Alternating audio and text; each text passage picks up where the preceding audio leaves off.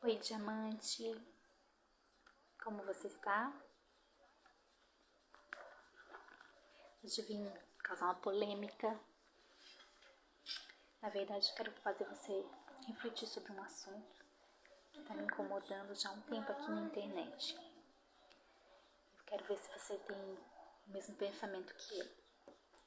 Se você não me conhece, eu sou Cíntia Duarte, retratista feminina, e eu te mostro aqui como a sua imagem está ligada ao autoconhecimento e conhecimento do auto. Se você está bem com esses dois conhecimentos, você vai estar bem com a sua própria imagem.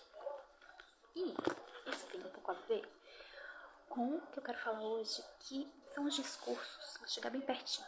Os discursos e os cursos, as fórmulas mágicas que temos aqui na internet.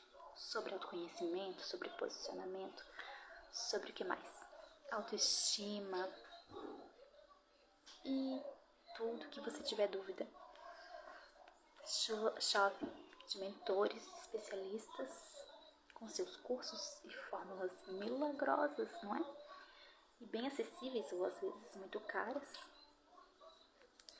E aqui eu fico abismada mesmo, diamante, que são pessoas que não têm experiência, não têm anos de trabalho, não tem nem como comprovar as aplicações desses trabalhos. Tô incomodada que eu vi aqui uma sombra, mas tudo bem, eu cheguei muito perto. A questão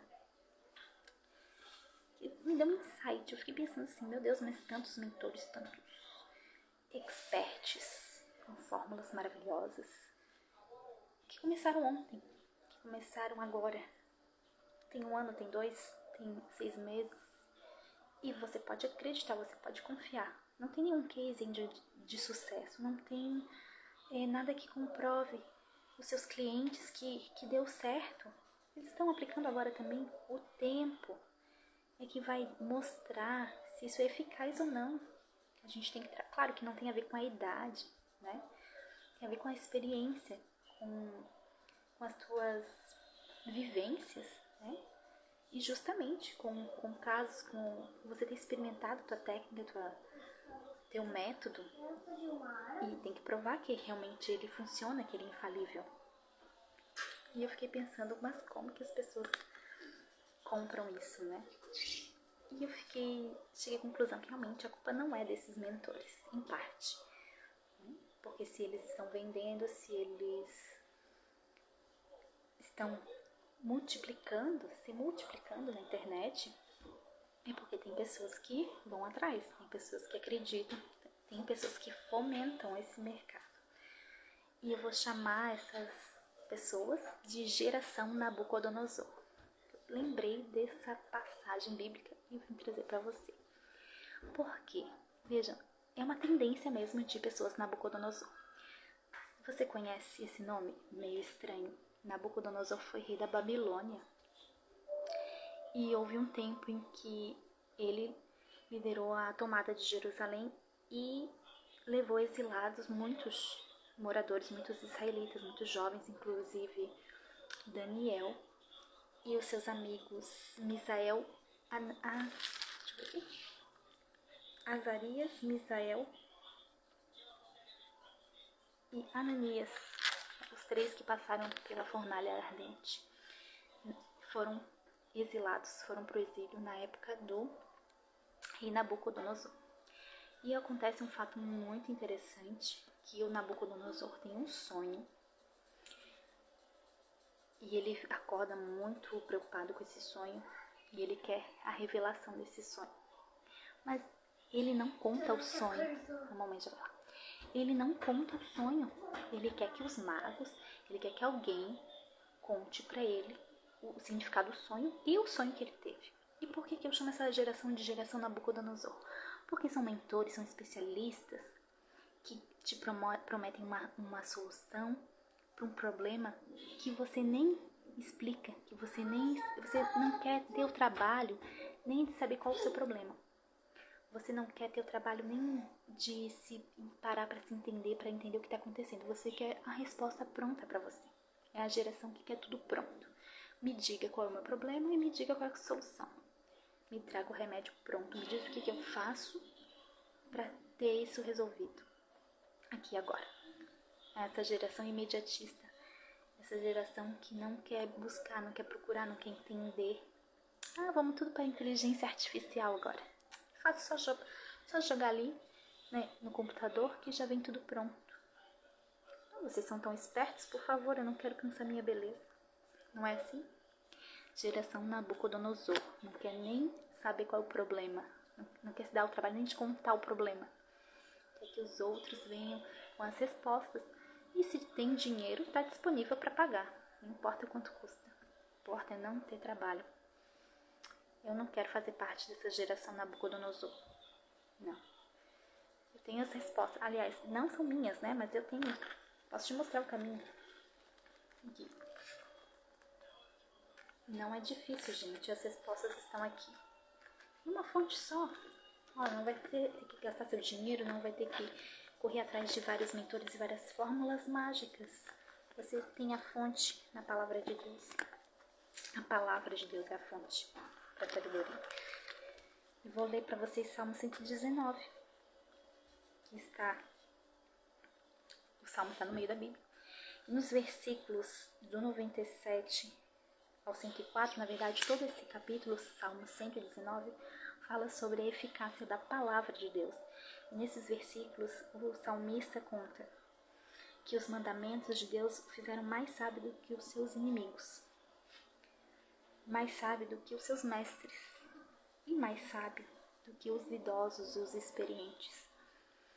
Então, não fique perdendo tempo correndo em fontes loucas aí, em super gênios e experts. Não perca seu tempo. Ou não se iluda achando que você está ganhando tempo ouvindo essas baboseiras. Vá na fonte da palavra de Deus. A verdadeira sabedoria está aqui. A verdadeira sabedoria. Você vai ser mais sábio do que os seus inimigos, do que os seus mestres, mais sábios do que os mais experientes, os idosos. Porque a verdadeira sabedoria está em Deus. Não seja preguiçoso em ir à fonte, em procurar e resolver as questões cruciais da vida. Não vai encontrar fórmulas mágicas na internet. O autoconhecimento. Autoestima.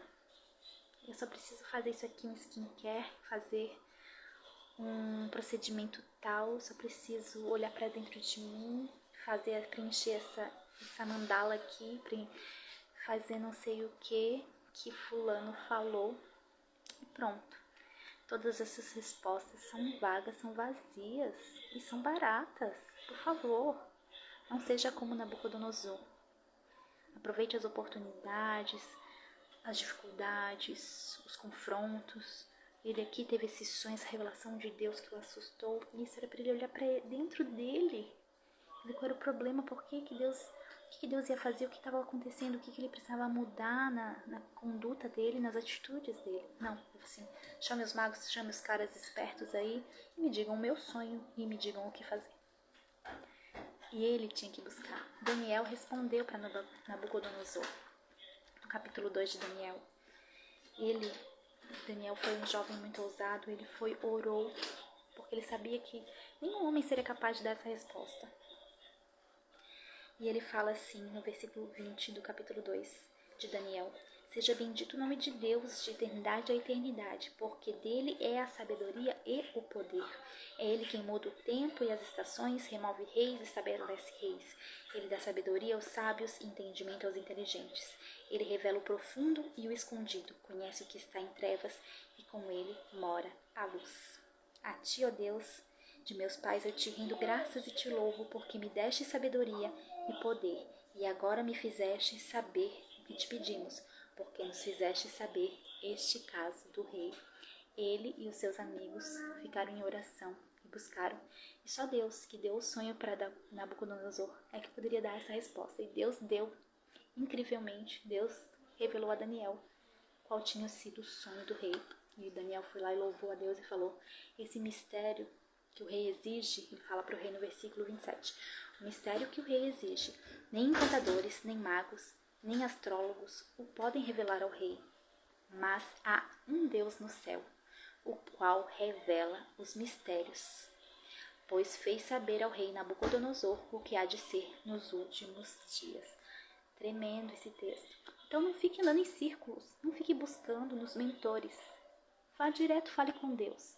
Busque em Deus as respostas e Ele vai te mostrar. Ele que revela os mistérios. É Deus que revela os mistérios. Então, se tem algo te incomodando, se tem coisas difíceis para você mesmo entender da sua vida, busque Deus, Ele revela os mistérios. Não perca seu tempo. Deixe de ser geração Nabucodonosor. Vamos ser mais como Daniel, que oramos e buscamos a fonte da sabedoria. Tá bom? Um beijo, diamante.